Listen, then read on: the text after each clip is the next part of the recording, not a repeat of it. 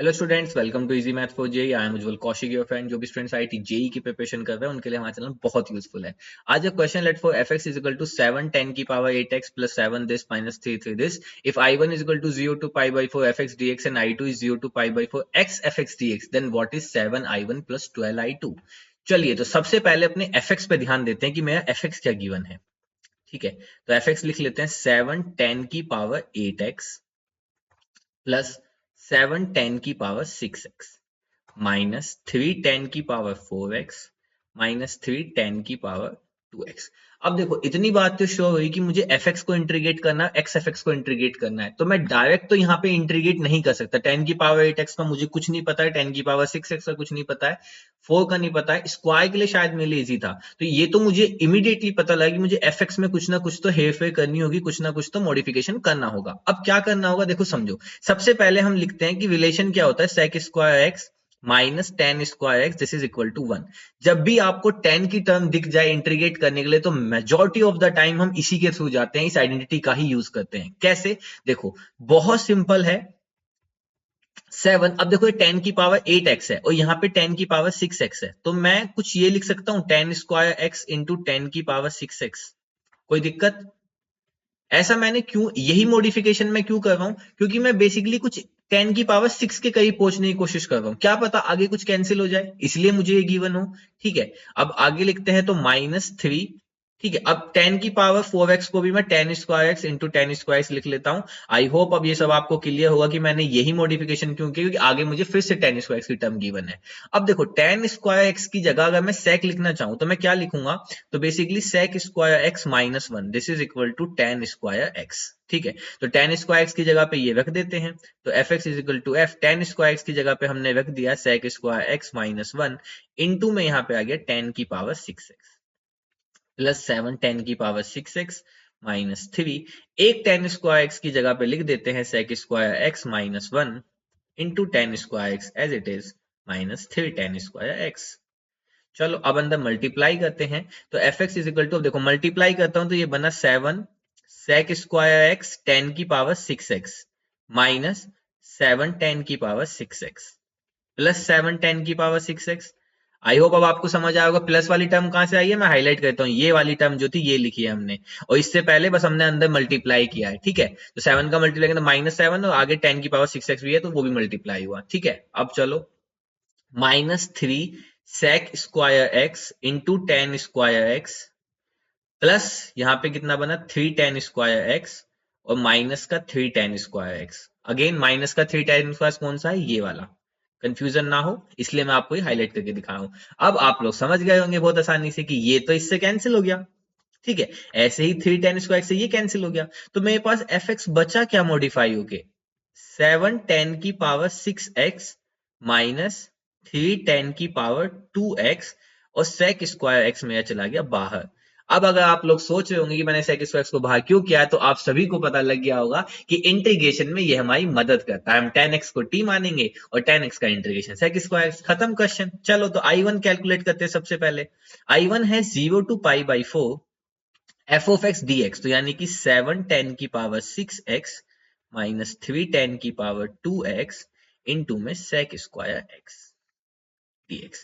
अब देखो 10x को हमने मान लिया t, let 10x is equal to t, तो 10x का differentiation sec square x dx this is equal to dt। तो ये मेरा i1 किस में चेंज हो गया, i1 चेंज हो गया 7 t की जगह 10x की जगह पे माना है t, तो 7 t की power 6 minus 3t square into sec square dx की जगह पे आ गया dt। अब या तो आप लिमिट यहीं पे चेंज कर लो या आप डिफरेंशिएट इंटीग्रेट करने के बाद कर लो। मैं चेंज ही कर लेता हूं। देखो, जब 10 को x को 0 रखेंगे तो 10 0 0 तो ये हो गया 0। यहाँ पे रखेंगे 10 x की जगह पे पाई बाई 4 तो 10 पाई 4 1, तो लिमिट आ गई 0 टू 1 दिस। अब इसका इंटीग्रेशन तो बच्चा बच्चा भी जानता है आईआईटी जेईई का। ठीक है, 7 इंटू टी की पावर 6 का टी की power 7 upon 7 minus 3 T square का टी की पावर 3 अपॉन 3। लिमिट कहां से कहां तक गई, 0 से 1 तक। अब अगर ध्यान दे तो 7 से 7 कैंसिल, 3 से 3 कैंसिल, तो ये एक्सप्रेशन क्या बन गया, मैं थोड़ा सा इसको ऊपर कर देता हूं। ठीक है, ये एक्सप्रेशन बन गया बेसिकली टी की पावर 7 माइनस टी की पावर 3 लिमिट 0 से 1। तो देखो जैसे ही मैं 1 रखूंगा तो 1 माइनस 1 0 माइनस 0 रखूंगा तो 0, तो बेसिकली i1 तो आ गया 0। ठीक है, that is very important. I1 आया 0। अब चलते हैं I2 की तरफ, और I2 कुछ नहीं है, सिर्फ I1 को ही उन्होंने थोड़ा सा ट्रिकी बनाने की कोशिश की है। चलो I2 को मैं यहीं लिख लेता हूं, 0 to π/4, और यहाँ पे आया x, और fx को फिर से लिखते हैं, तो 7 10 की power 6x minus 3 10 square x into sec square x D x. ठीक है, अब आप कुछ मत कीजिए, इंटीग्रेशन बाय पार्ट यूज कीजिए, और इसको मानिए फर्स्ट फंक्शन और इसको मानिए सेकंड फंक्शन, क्योंकि हमें पता है बाय पार्ट में हमें क्या होता है, इंटीग्रेट करना होता है सेकंड को। तो हमें पता है 7 10 की power 6x minus 3 10 square X into sec square x D X, इसका integration with the limit 0 to π/4 कितना आया था, 0 आया था। बस इसी को हम यहाँ पे यूज कर लेंगे। तो यहां से क्या हुआ, I2 is equal to first function as it is, integration second का। तो अब मैं इंटीग्रेशन सेकंड का 0 से π/4, ये पूरा सेकंड ना लिख के बस मैं यहाँ पे ये सेकंड लिख देता हूँ एज अ सिंबल। ठीक है, dx माइनस डिफरेंशिएशन पहले का। अब देखो पहले का डिफरेंशिएशन करेंगे तो x का करेंगे 1, इंटीग्रेशन सेकंड का डिफरेंशिएशन पहले का।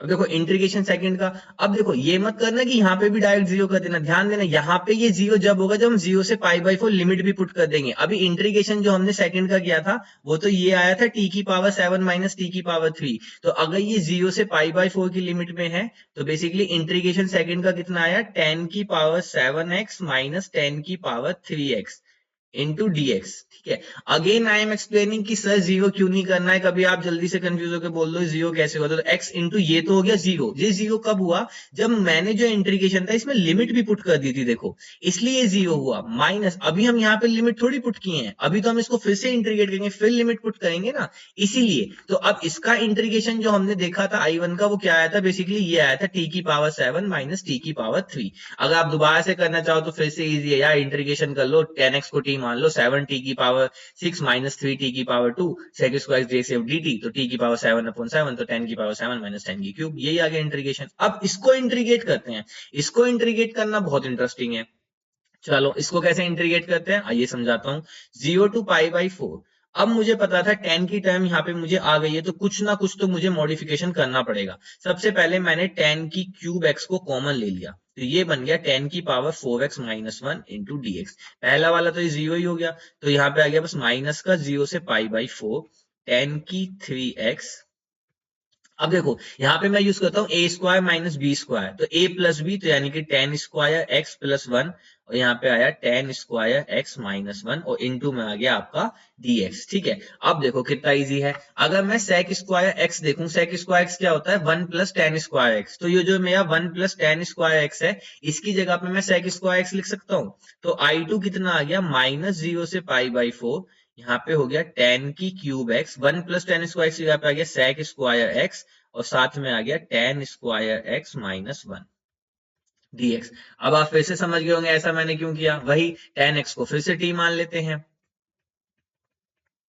10x को t मानेंगे तो sec स्क्वायर x dx की जगह पे क्या रख देंगे, dt रख देंगे। तो यहाँ से I2 कितना आ जाएगा, माइनस वही लिमिट 0 से हो जाएगी 1, 10 क्यूब x। ठीक है, तो इसकी जगह पे आ जाएगा t की 3, sec स्क्वायर एक्स dx की जगह पे आ जाएगा dt, और 10 स्क्वायर एक्स की जगह पे t, तो t square minus 1 into dt। तो बेसिकली I2 मेरा बन गया माइनस 0 to 1 t की पावर 5 माइनस t की पावर 3, और ये बन गया dt। इंटीग्रेट करते हैं तो t की पावर 6/6 माइनस t की पावर 4/4, लिमिट गई है 0 से 1। ठीक है, तो 0 रखेंगे तो 0 जाएगा, बस मुझे 1 के लिए देखना होगा, तो ये हो जाएगा 1/6 minus 1/4, and this is equal to minus, LCM ले लेते हैं तो 12 आ जाएगा, तो यहाँ पे आ जाएगा 6 दूनी 12 माइनस 4 तिया 12, तो बेसिकली आ गया 1/12। तो I2 की वैल्यू कितनी आ गई, 1/12, और I1 की वैल्यू थी 0। मुझे फाइंड क्या करना है, 7I1 प्लस 12I2। चलो तो फाइंड कर लेते हैं, 7I1 प्लस 12I2। I1 की वैल्यू है 0 प्लस 12 इंटू I2 की वैल्यू कितनी है, 1/12। इससे ये कैंसिल, तो 0 प्लस 1, तो आंसर क्या आ गया, नहीं नहीं 0 नहीं आया, ऐसे तो पूरा क्वेश्चन सोल्व करके 0 मिल जाएंगे, 1। तो फाइनल आंसर इज 1। तो देखते हैं 1 कौन सा ऑप्शन है, option 3, 1 is my right answer. I hope you are able to understand the video. If you have still doubt, you can ask to me into the comment box. Thank you very much. Please subscribe the channel. Be happy.